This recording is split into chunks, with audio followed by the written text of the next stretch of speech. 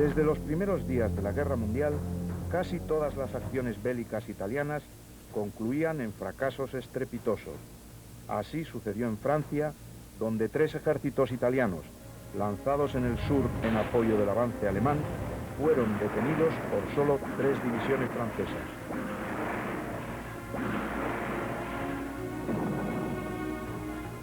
Más tarde, Mussolini decidió atacar por sorpresa el sur de Europa, sin comunicárselo siquiera a sus aliados alemanes. En diciembre de 1940, envió un ultimátum con 3 horas de plazo al gobierno griego y enseguida dio la orden de avanzar. Pero solo 10 kilómetros más adelante, los griegos detuvieron al ejército italiano y 3 días después, cogiéndolo por sorpresa, lo derrotaban, causándole más de 20.000 bajas y haciendo 5.000 prisioneros. Mussolini, necesitado de victorias, había decidido al mismo tiempo atacar África y lanzó sus tropas a cruzar las fronteras de Libia con Egipto, con el objetivo de conquistar en poco tiempo la capital, El Cairo. Sin embargo, tras un avance de 100 kilómetros, los ejércitos italianos volvieron a detenerse ante un enemigo invisible con el pretexto de que necesitaban refuerzos. Y mientras los generales italianos dudaban, los británicos pudieron reaccionar y atacar por sorpresa. El 10 de diciembre rompían las líneas fascistas y obligaban a sus ejércitos a retirarse a Libia.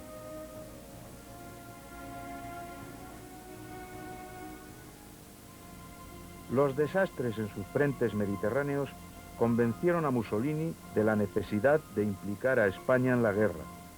El 12 de febrero de 1941, Franco y el Duce se encontraron en Bordighera. En la entrevista, intentó convencer a Franco para que declarase la guerra a los aliados y tomase Gibraltar. Pero Franco, una vez más, repitió su letanía: carezco de material, de carburante, de cañones y hasta de pan. Franco se despidió del Duce, dándole un fuerte abrazo y declarando: es un verdadero genio, la mayor figura política del mundo. La verdad es que sentía más aprecio por Mussolini que por Hitler, pero no accedió a entrar en la guerra. Los platos que Mussolini rompía en sus aventuras bélicas tenía que repararlos Hitler. Para remediar el desastre africano, envió a Trípoli el 12 de febrero del 41 un pequeño contingente de 10.000 hombres al mando del general Rommel, el Afrika Korps. Al mismo tiempo, destacaba 5 cuerpos de ejército al sur de Europa con el objetivo de liquidar las resistencias yugoslava y griega.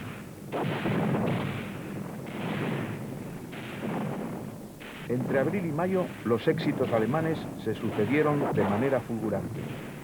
Rommel atacaba sin mirar hacia atrás, conquistando Bengasi, Tobruk y alcanzando la frontera egipcia. Se ganaba el apelativo de zorro del desierto. En Europa, Yugoslavia caía, anticipando la defunción de Grecia, cuyas tropas no pudieron resistir en las defensas de las Termópilas. En un nuevo Dunkerque, los ingleses consiguieron embarcar y salvar más de 40.000 soldados. Mientras tanto, los alemanes atacaban Creta, que conquistarían finalmente el 1 de junio, no sin sufrir enormes pérdidas en hombres y material. También el 21 de junio, los ingleses se rendían en Tobruk.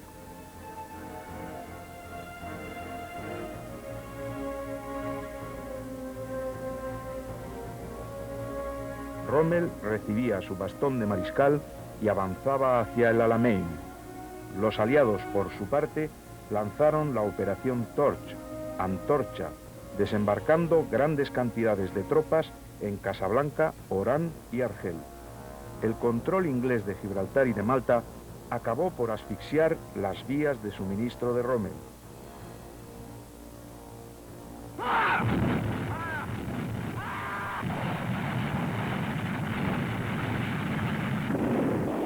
Las derrotas para el eje se sucedieron en África los meses siguientes. Rommel, detenido en el Alamein, se retiró hacia Túnez y fue definitivamente derrotado en mayo de 1943. Llegaba la hora del gran ataque aliado sobre el sur de Europa. Carlos Sentís cuenta hoy 83 años de edad. Fue uno de los pocos periodistas españoles que escribieron desde los campos de batalla sobre la Segunda Guerra Mundial. Desde territorios africanos comenzó a trabajar enseguida como corresponsal de guerra del periódico ABC de Madrid. Salvo Augusto Astilla, no había ningún corresponsal español en el lado aliado que yo recuerde.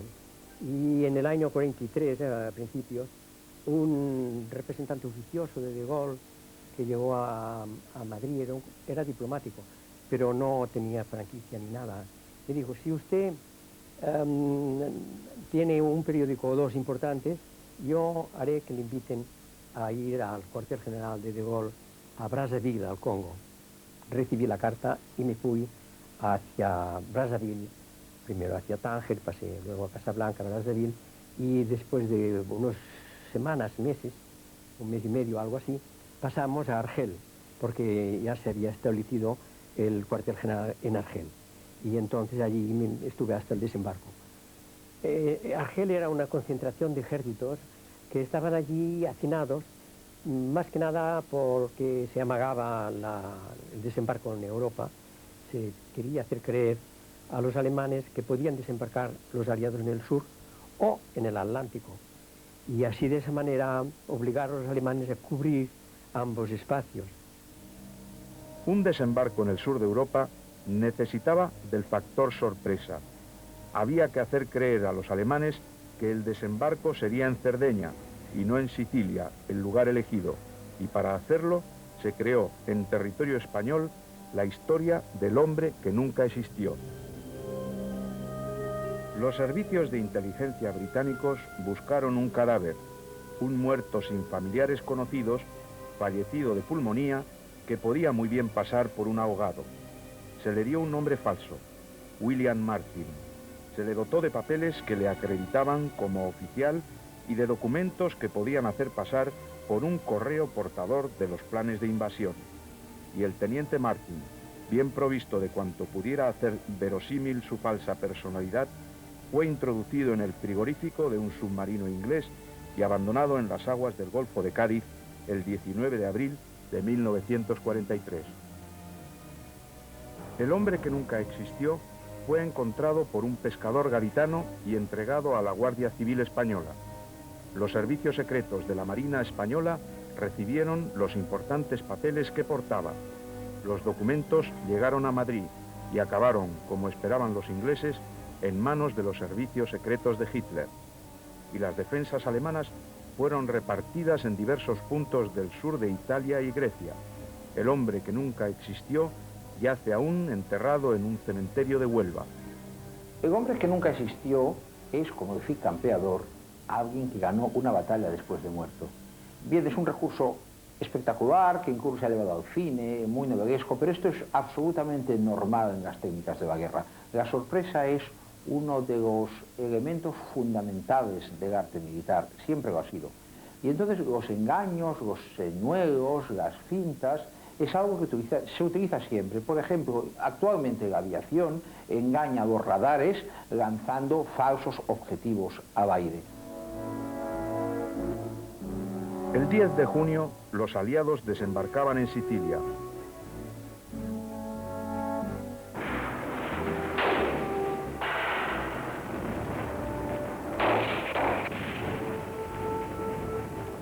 Desde Sicilia, todos los caminos conducían ya a Roma.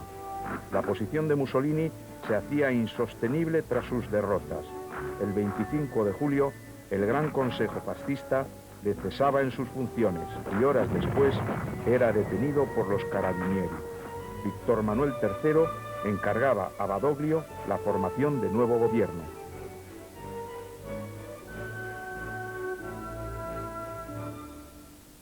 El día 25 de julio del año 43, cuando el Consejo Fascista cesa, porque le cesó a Mussolini, pues naturalmente se organizó un gran revuelo. Y al día siguiente, yo fui con un hermano mío a recorrer las calles de Zagreb y teníamos gran interés, gran curiosidad por saber qué es lo que había pasado en el cuartel general del Fascio italiano.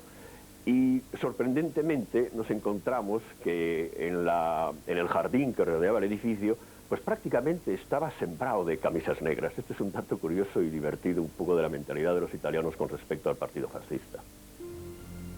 Durante los días siguientes, Mussolini fue trasladado de cárcel en cárcel hasta que se le internó en el refugio del Gran Sasso en Los Abruzos.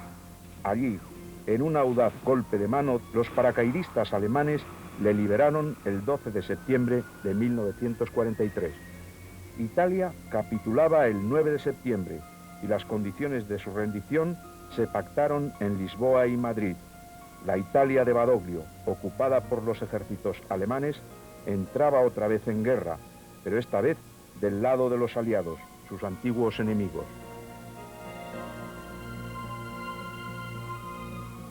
Mientras que en el norte del país Mussolini ponía en pie una nueva administración, la llamada República de Salò, y ejecutaba a los dirigentes fascistas que habían conspirado contra él, los invasores aliados avanzaban con gran dificultad por el sur y eran detenidos en las colinas sobre las que se levantaba un monasterio benedictino cuyo nombre se haría famoso en la historia, Monte Cassino. Allí se libró la más dura batalla por Italia y los muertos de ambos bandos se contaron por millares.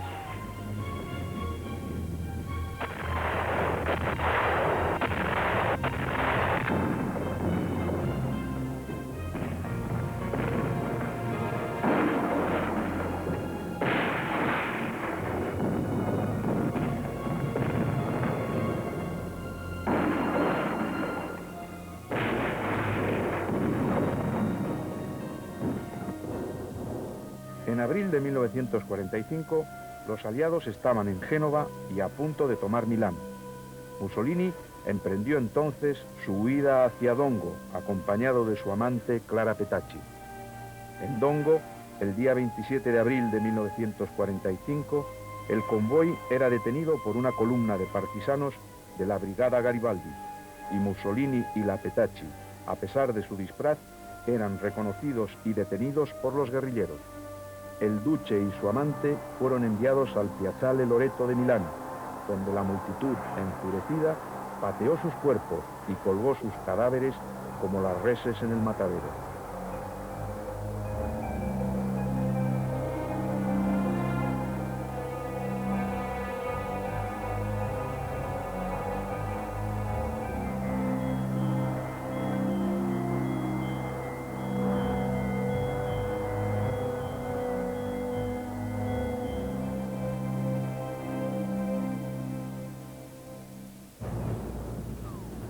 A comienzos de mayo de 1945, cuando la guerra ya tocaba a su fin, Alemania conocía sus horas más amargas.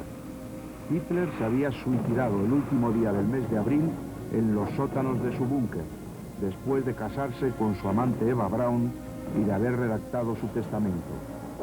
El almirante Dönitz era el jefe del Estado de un país invadido por dos enormes ejércitos, sin medios ya para resistir, buscando tan solo rendirse ante los norteamericanos para evitar humillarse ante los soviéticos.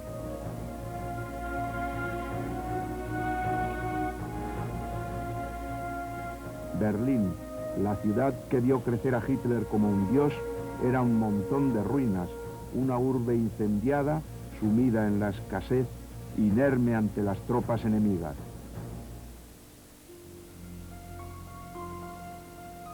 Hitler nació en Austria, hijo ilegítimo de un cocinero. El campeón del racismo no sabía en realidad quién era su abuelo ni cuál la calidad de su sangre. Adoraba a Richard Wagner, era un artista fracasado y alteraba en su temperamento momentos de euforia con momentos de depresión.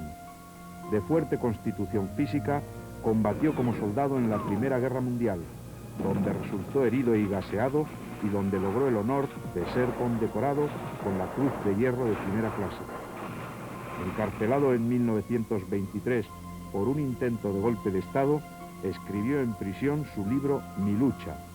Ya era presidente del partido nazi y anunciaba que la lucha es la madre de todas las cosas, mientras que alimentaba un feroz sentimiento antisemita.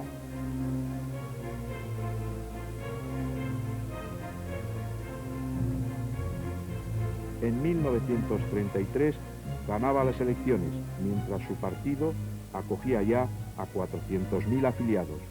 Y en 1934, a la muerte del viejo Hindenburg, era proclamado en plebiscito Reichsführer, jefe del Estado alemán.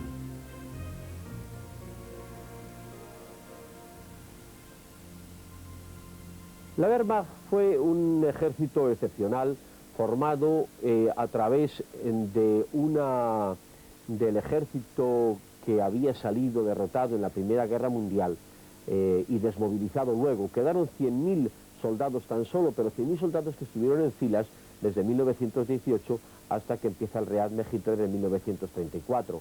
Por tanto, eran unos auténticos profesionales todos ellos. Ellos serían los oficiales que crearían el ejército con una concepción más moderna, más ágil del mundo.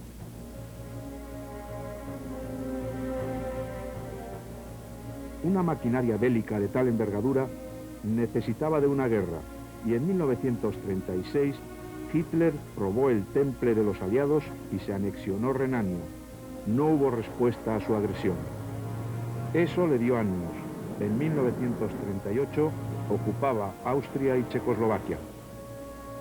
Los aliados vacilaban en la reunión de Múnich y Hitler engañaba al inglés Chamberlain y al francés Daladier y, faltando a sus compromisos, invadía en 1939 Polonia. Era la guerra. Los meses siguientes fueron un paseo militar. Guerra relámpago, avance imparable en el oeste, humillación de Francia, desastre aliado en Dunkerque y un inesperado parón en la batalla de Inglaterra. Pero los éxitos del norte de África y los Balcanes compensarían la derrota de la batalla de Inglaterra.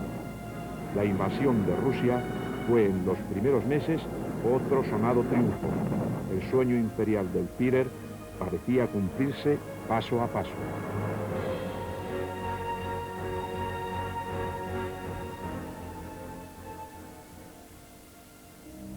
El nuevo imperio soñado por Hitler tenía su centro en Alemania, a la que se unían una serie de países como Bélgica, Polonia y el norte de Francia.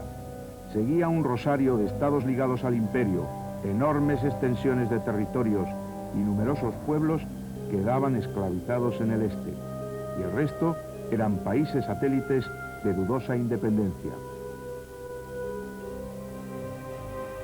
Tras las grandes victorias, llegaron las grandes derrotas. Sus ejércitos caían en el Alamein, quedaban destruidos en Stalingrado, comenzaban a retroceder en todos los frentes. En 1944, los aliados estaban en suelo europeo y avanzaban desde el norte de Francia tras el desembarco de Normandía y en Italia tras el salto a Sicilia.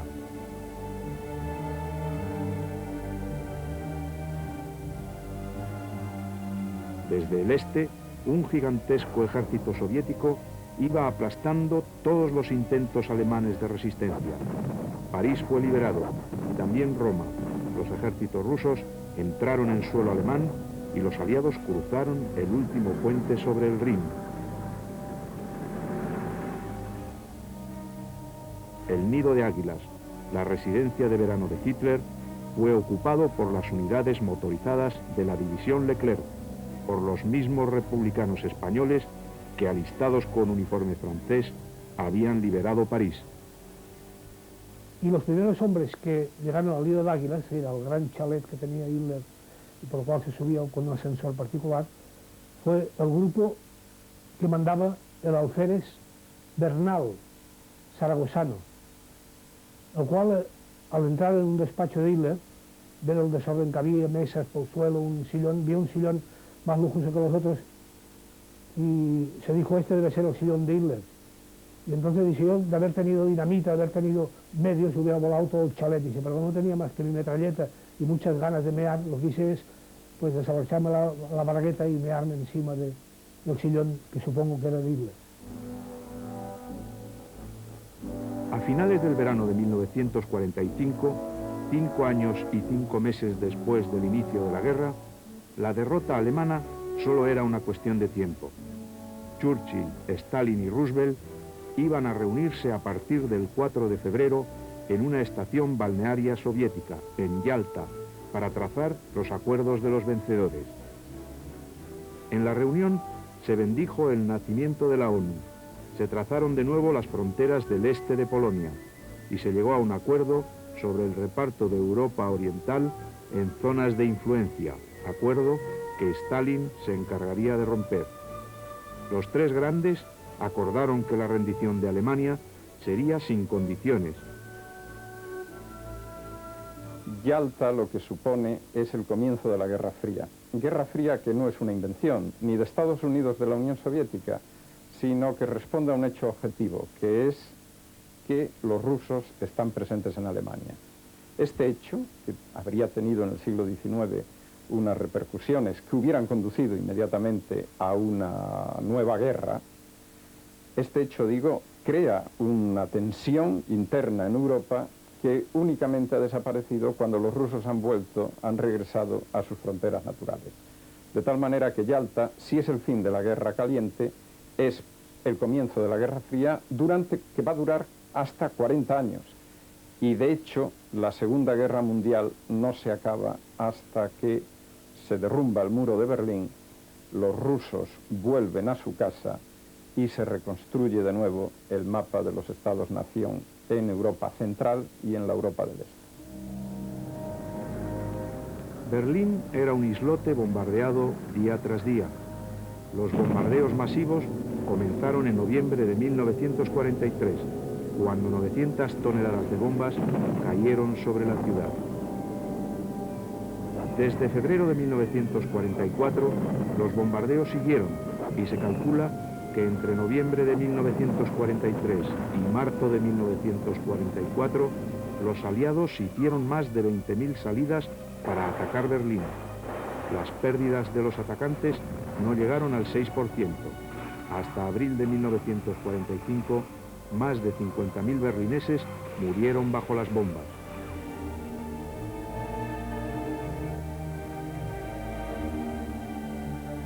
Yo quería marcharme de Alemania. Cuando llegó el día del vuelo, yo me personé lógicamente en el aeropuerto de Stuttgart. Entonces los bombardeos continuaban a diestro y siniestro. Y estando en el aeropuerto, esperando la hora de iniciar el vuelo, en aquella ocasión sonó la pre-alarm y luego la alarma. Y entonces por la megafonía del aeropuerto, el director del aeropuerto dijo: tenemos a los aviones encima dentro de 2 minutos. El que quiera tomar el avión, que lo tome bajo su responsabilidad, y el que no, que se quede. Tomamos el avión. Era un día nublado, despega el avión, y cuando había alcanzado unos 1.500 o 2.000 metros, creo yo, volando de nube en nube como un mosquito refugiándose, el piloto, que debía ser un socarrón, y cuando el alemán es socarrón, hay que echarle de comer aparte, como vulgarmente se dice, nos dice por la megafonía del avión a los pasajeros: estamos volando, como ustedes ven, a 2.000 metros, más o menos, pero abajo está ocurriendo algo. El que tenga valor de mirar abajo, que mire. Entonces ni valor ni nada. Pudo más la curiosidad que el valor. Todo el mundo miraba por la ventanilla hacia abajo. El aeropuerto de Stuttgart lo estaban bombardeando y estaba ardiendo, con todos los aviones que habían quedado allí dentro. La respuesta de Hitler fue más propagandística que efectiva. El mito de las armas invencibles fue utilizado por los nazis desde 1944 y de hecho las V1 y V2 llegaron a alcanzar Londres y Amberes, matando a miles de personas, aunque ya no pudieron decidir el curso de la guerra. Los rusos estaban ya en las puertas de Berlín el día 16 de abril y ese mismo día partió de la ciudad el último tren. Hitler dio la orden de cerrar todas las salidas de la ciudad y 2 millones de berlineses quedaron sitiados con él para compartir su suerte. La batalla de Berlín fue encarnizada y supuso la muerte de 500.000 de personas, la mayor parte de ellos civiles.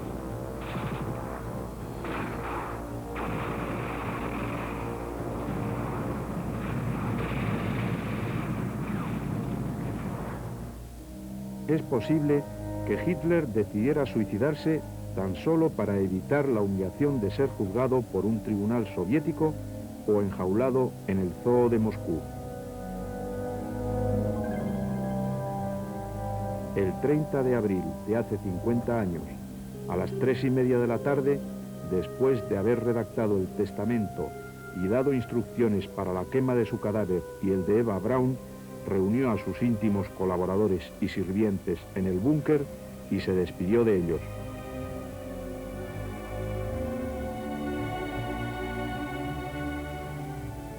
Poco después, se suicidaba a solas con Eva Braun, su amante de tantos años, y con la que se había casado el día anterior.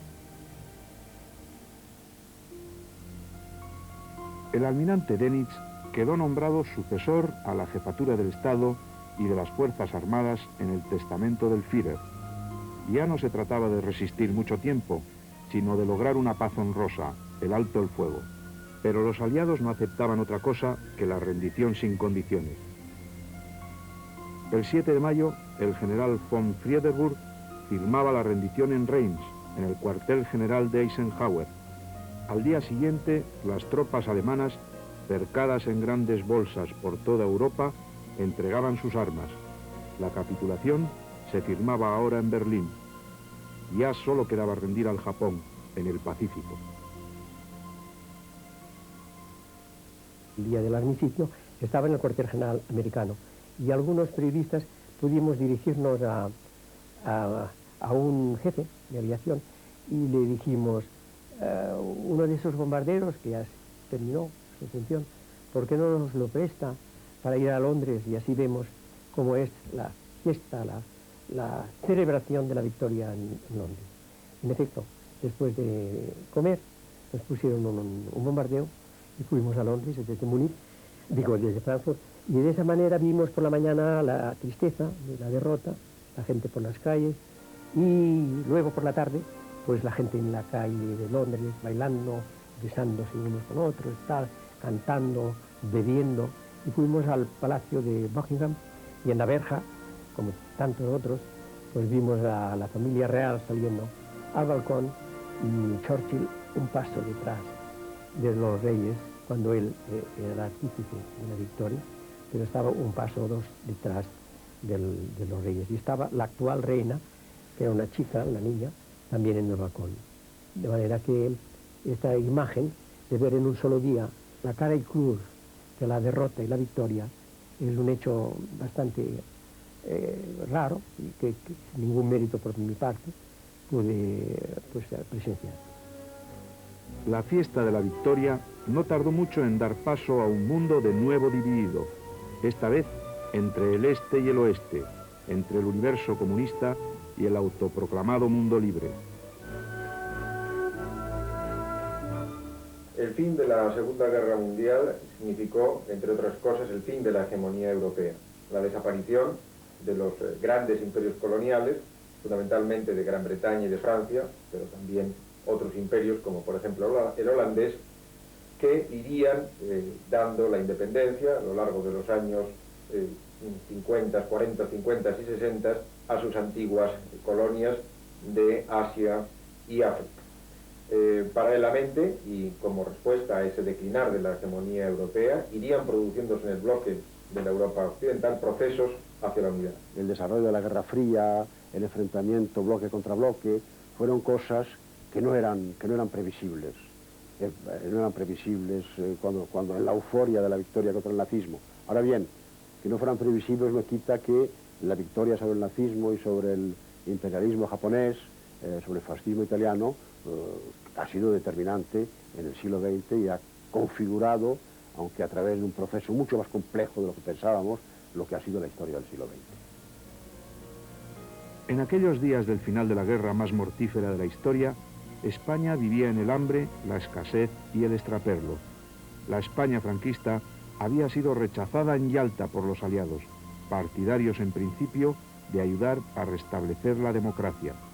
Pero a Franco le salvó la campana cuando Occidente decidió que en su enfrentamiento con el comunismo era Franco un valioso baluarte defensivo.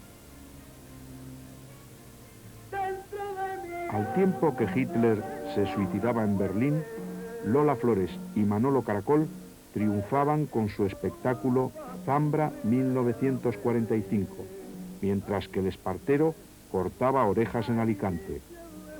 La guerra terminaba cuando la selección española de fútbol le metía un rotundo 4-2 a Portugal con 2 goles de Zarro.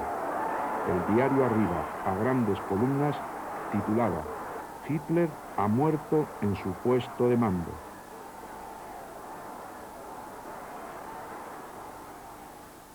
Nos parecía evidente que el fin de la guerra mundial, la victoria sobre el nazismo, iba a ser también el fin de la dictadura franquista. Y poco a poco fuimos viendo cómo se iba configurando la posguerra de una manera diferente, cómo iban surgiendo otros problemas, y tardamos un par de años, 2 o 3 años en comprender que no, que entrábamos en un periodo muy diferente de lucha, en otras condiciones, y en circunstancias mucho más difíciles, que iba a ser totalmente diferente de lo que habíamos pensado. Los aliados ya a finales de la guerra, digamos en la primavera del año 45, están pensando mucho más ya en términos de la Guerra Fría. Incluso desde antes, o sea, incluso desde mayo del año 44, hay discursos de Churchill que muestran que realmente un Franco ofrece para las democracias occidentales mucho más que una república o incluso que una monarquía constitucional. Tras la conferencia de Yalta en febrero de 1945, los aliados estaban de acuerdo en que Franco fuera sustituido por una monarquía con don Juan de Borbón. El propio Stalin, que en la conferencia de Teherán había propuesto el restablecimiento de la república con Martínez Barrios y Giral, aceptó después de Yalta que en España volviese la monarquía con don Juan. Ocurrió un acontecimiento que es bien conocido. Los aliados exigieron de don Juan la condena del régimen totalitario del general Franco, y ese fue el manifiesto del conde de Barcelona del 19 de marzo de 1945. Posteriormente, el 12 de abril de ese año, murió Roosevelt, y su sucesor, Truman, que era un hombre joven, que era un hombre muy lúcido, que probablemente despreciaba a Franco más que el propio Roosevelt, se dio cuenta de que Stalin había aceptado la restauración de la monarquía de España en la persona de don Juan, porque confiaba que tras unas elecciones libres con una victoria del Frente Popular podría derribar la monarquía y establecer en la península ibérica el régimen comunista con el que había soñado Lenin.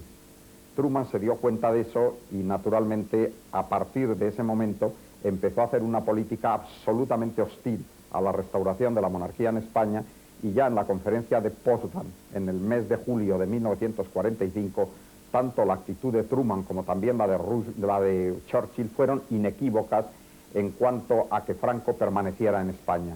En rigor, aparte del horror de la guerra en sí, para España aquello fue la puntilla, porque al hambre y a la desolación de la posguerra nuestra se unía el cierre de las fronteras y la imposibilidad de que nos enviaran nuevos recursos.